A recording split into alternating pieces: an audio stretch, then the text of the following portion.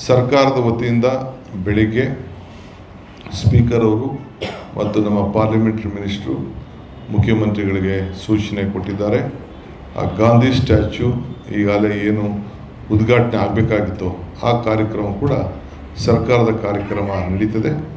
ಎಲ್ಲ ಶಾಸಕರಿಗೆ, ಸಂಸತ್ ಸದಸ್ಯರಿಗೆ ರಾಜ್ಯದ ಪಕ್ಷಭೇದವನ್ನು ಮರೆತು ಆ ಕಾರ್ಯಕ್ರಮಕ್ಕೆ ನಾವು ಆಹ್ವಾನಿಸ್ತೇವೆ. ಅದಾದ ಮೇಲೆ ತಮಗೀಗಾಗಲೇ ಗೊತ್ತಿದ್ದಂಗೆ ಒಂದು ದೊಡ್ಡ ಸಭೆಯನ್ನು ಕಾರ್ಯಕ್ರಮವನ್ನು ರೂಪಿಸಿದ್ದು AICC ಅವರು ಘೋಷಣೆ ಮಾಡಿದಂಥ ಒಂದು ಕಾರ್ಯಕ್ರಮ ಜೈ ಬಾಪು, ಜೈ ಭೀಮ್, ಜೈ ಸಂವಿಧಾನದ ಒಂದು ಸಮಾವೇಶ. ಅದನ್ನು ಮತ್ತೆ ಅದೇ ಸಂದರ್ಭದಲ್ಲಿ 12 ಗಂಟೆಗೆ ಅದನ್ನು ಕಾರ್ಯಕ್ರಮವನ್ನು ಏರ್ಪಾಡು ಮಾಡ್ತಾಯಿದ್ದೇವೆ.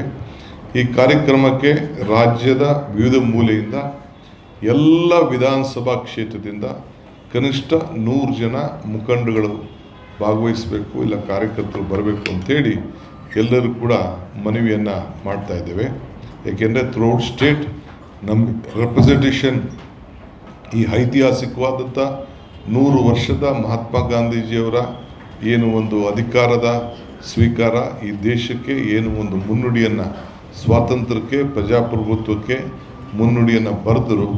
ಅದನ್ನು ಗಾಂಧಿ ಭಾರತದ ಕಾರ್ಯಕ್ರಮ ಒಂದು ಹೊಸ ರೂಪವನ್ನು ಕೊಡಲಿಕ್ಕೆ ನಾವೇನು ಕಾಂಗ್ರೆಸ್ ಪಕ್ಷ ತೀರ್ಮಾನ ಮಾಡಿದೆ ಅದು ಅವತ್ತು ಮುಂದುವರಿಸುವಂಥ ಕೆಲಸವನ್ನು ನಾವು ಮಾಡ್ತೇವೆ.